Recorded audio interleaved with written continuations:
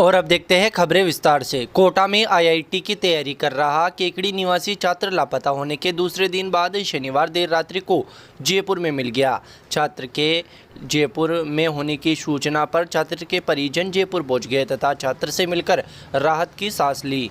जानकारी के अनुसार यहां केकड़ी के आदर्श कॉलोनी निवासी राजाराम नवाल के 17 वर्षीय पुत्र आनंद नवाल कोटा में आईआईटी की तैयारी कर रहा था। गत शुक्रवार को 12वीं परीक्षा का परिणाम आया था, जिसमें छात्र के सप्लीमेंट्री आई थी, जिसकी जानकारी होने पर वह राउतबाटा में रहने वाले छात्र के चाचा से ने उसे अपने पास बुला लिया। छात्र शुक्रवार को दोपहर रावतबाटा के लिए रवाना हो गया, मगर कुछ देर बाद ही छात्र का फ़ोन बंद आने लगा तथा छात्र संदिग्ध परिस्थितियों में लापता हो गया। परिजन छात्र की हर संभव जगह तलाश करने के बाद भी छात्र नहीं मिलने पर परिजनों ने कोटा में पुलिस को गुमशुदगी की रिपोर्ट दी थी, जिस पर पुलिस ने भी छात्र की तलाश शुरू कर दी। शनिवार देर रात्रि को छात्र जयपुर में होने की सूचना पर परिजन जयपुर पहुंच गए, जहां छात्र सकुशल मिल गया, जिस पर परिजनों ने राहत की सांस ली। परिजन छात्र को लेकर केकड़ी पहुंचे, जहां से रविवार को सुबह कोटा के लिए रवाना हो गए। कोटा में पुलिस द्वारा छात्र के बयान दर्ज किए जाएंगे तथा किन परिस्थितियों में छात्र लापता हुआ इसकी जानकारी जुटाई जाएगी।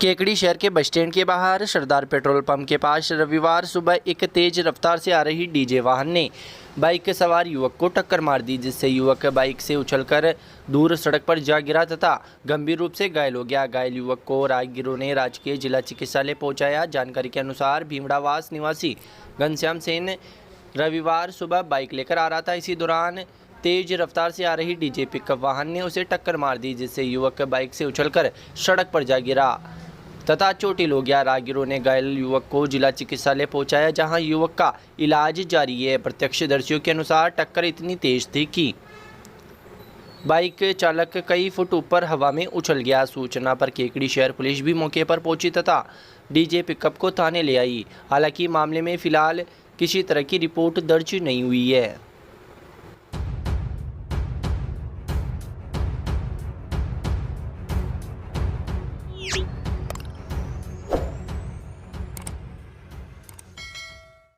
शहर व क्षेत्र में जमीनों के भाव बढ़ने के साथ ही जमीनों को लेकर आपसी लड़ाई झगड़े लगातार बढ़ने लगे हैं, जिससे थानों में भी मुकदमों में इजाफा हो रहा है। शहर व क्षेत्र में आए दिन जमीनों को लेकर दो पक्षों के बीच खूनी संघर्ष हो रहा है। जमीनों के आसमान छूते भाव से एक ही परिवार में फूट खुलकर सामने आ रही है, जिसका फलस्वरूप मामूली विवाद भी खूनी संघर्ष का रूप लेता जा रहा है। रविवार को भी यहां कादेड़ा रोड पर जमीनी विवाद को लेकर दो पक्षों के बीच विवाद हो गया तथा विवाद कुछ ही देर में खूनी संघर्ष में बदल गया। दोनों पक्षों ने एक दूसरे के खिलाफ शहर थाने में मुकदमा दर्ज करवाया है। एक पक्ष के बड़ागोड़ा निवासी धर्मराज पुत्र बजरंगलाल ने शहर थाने में मुकदमा दर्ज करवाते हुए बताया कि उसका व उसके परिवार का सामूहिक खेत कादेड़ा रोड पर स्थित है, जिस पर वह स्वयं व उसकी पत्नी रविवार सुबह गए, जहां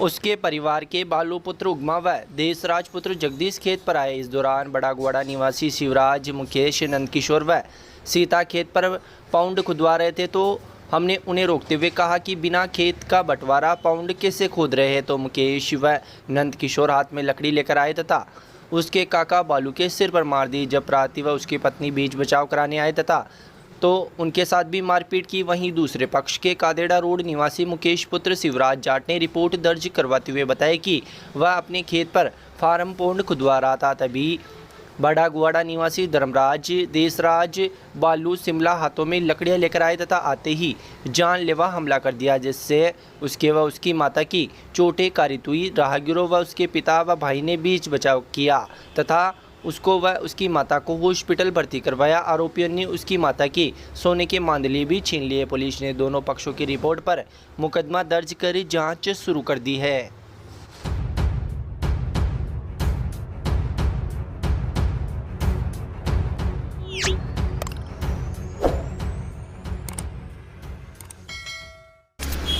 निकटवर्ती ग्राम अजगरा में रविवार को श्रीमद् भागवत ज्ञान सप्ताह का विभिन्न धार्मिक आयोजनों के साथ शुभारंभ किया गया।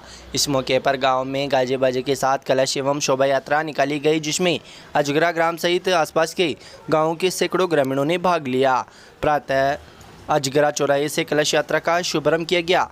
इस मौके पर महिलाएं सिर पर कलश सिरोधार्य कर चल रही थी। वहीं कलश यात्रा के आगे आगे धर्मावलंबी हाथ में धर्म ध्वजा लिए चल रहे थे, जबकि बीच में महिला पुरुष भजनों पर नाचते गाते हुए शामिल हुए। शोभा यात्रा के आगे आगे शकरगढ़ से आए आचार्य श्री महामंडलेश्वर जगदीशपुरी महाराज चल रहे थे। वह भागवत श्री को सिर पर लेकर यजमान शोभा यात्रा में शामिल हुए। इस दौरान कलश एवं शोभा यात्रा का जगह जगह ग्रामीणों ने पुष्प वर्षा कर स्वागत किया। कलश यात्रा अजगरा ग्राम से के विभिन्न मार्गों से होते हुए पुनः आयोजन स्थल बालाजी मंदिर पहुंचकर संपन्न हुई, जहां भागवत श्री का विधिवत पूजा अर्चना की गई। धर्मसभा को संबोधित करते हुए आचार्य जगदीशपुरी महाराज ने भागवत कथा के श्रवण होने वाले मानव जीवन के लाभ को बताया तथा कहा कि भागवत के श्रवण मात्र से युगों युगांतर के पापों से मुक्ति मिलती है। उन्होंने कहा कि भागवत प्राणी को जीवन जीने की कला सिखाती है। इस मौके पर कार्यक्रम में सुरेंद्र सिंह राठौड़, रामकिशन राजपुरोहित, रामरतन गोस्वामी, भंवरलाल शर्मा, रामधन चौधरी, हरिराम शर्मा, बुद्धि प्रकाश शर्मा, रामलाल माड़ी, बनवारी लाल शर्मा, शिवराज सिंह गौड़, रवि शर्मा आदि ग्रामीण मौजूद थे।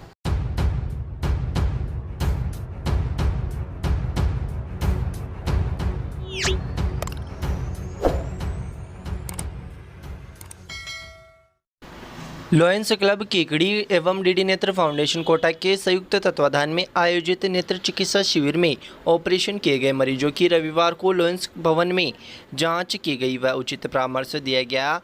लॉयन एशियन यात्री ने बताया कि फॉलोअप शिविर में 70 नेत्र रोगियों की जांच कर उनके चश्मे के नंबर निकाले गए। क्लब प्रशासक दिनेश गर्ग ने बताया कि शिविर का शुभारंभ प्रोजेक्ट चेयरमैन एशियन यात्री अध्यक्ष राजेंद्र कुमार सोनी, सचिव पुरुषोत्तम गर्ग, डॉक्टर कृति ने गणेश जी की मूर्ति के सामने दीप प्रज्वलित कर किया। लॉयंस क्लब केकड़ी के उपाध्यक्ष राकेश जैन ने बताया कि 70 मरीजों की जांच कर दवा प्रदान की गई व इनके चश्मे के नंबर निकाले गए। इन मरीजों की 28 मई को चश्मे प्रदान किए जाएंगे।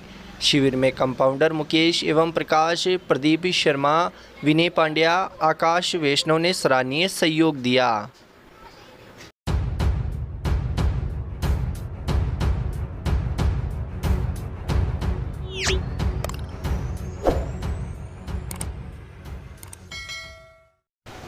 पुलिस आमजन की सेवा के साथ साथ बेजुबान जानवरों की मदद के लिए भी तैयार रहती है। ये दिखाया सदर थाना पुलिस ने। सदर थाना पुलिस का गश्ती दल रविवार को थानाधिकारी मोतीलाल शर्मा के नेतृत्व में सुबह पुराने कोटा रोड पर गश्त कर रहा था। इसी दौरान पुलिस टीम को नएखेड़ा व मोड़किया गांव के बीच सड़क के किनारे एक नीलगाय घायल अवस्था में दिखाई दी। नीलगाय का शिकारी कुत्तों ने घायल कर दिया था, जिस पर पुलिस ने नीलगाय की जान बचाते हुए शिकारी कुत्तों को मौके से भगाया। कांस्टेबल केदार मीणा ने बताया कि घायल नीलगाय की जानकारी वन विभाग के कार्मिक को देकर उसका उपचार कराया जा रहा है।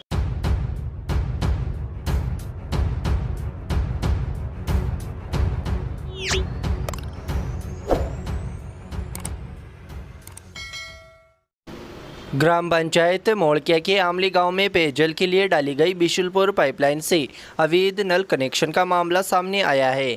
एक कृषि फार्म पर अवैध नल कनेक्शन करने से ग्रामीणों में रोष व्याप्त है। इस संबंध में ग्रामीणों ने जलदाय विभाग को शिकायत दी है। बता दें कि आमली गांव में बिशुलपुर का पानी उपलब्ध नहीं होने से ग्रामीणों को मजबूरन फ्लोराइड युक्त पानी पीना पड़ता था। पिछले दिनों मोड़किया से आमले तक बिशुलपुर योजना अंतर्गत पाइपलाइन बिछाई गई। रविवार को बिशुलपुर परियोजना के पाइपलाइन में से एक कृषि फार्म पर अवैध रूप से नल कनेक्शन लिया गया।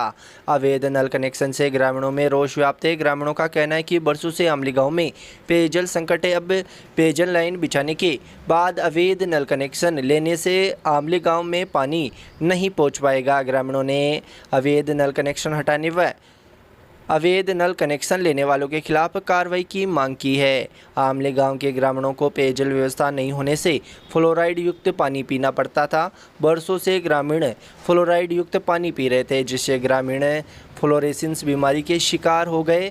आमली में बिशुलपुर योजना के तहत भूतल जलाशय भी नहीं बना हुआ है। 2 बार पेयजल लाइन भी डाली जा चुकी है, लेकिन सीमेंट की पाइपलाइन होने से सफल नहीं हो पाई। वहीं अवैध नल कनेक्शनों की भरमार होने की वजह से भी कभी भी आमली गांव में बिशुलपुर का पानी नहीं पहुंच पाया। अब फिर से नई पाइपलाइन डाली गई, लेकिन फिर से अवैध नल कनेक्शन कर लिए गए, जिससे ग्रामीणों में रोष व्याप्त है।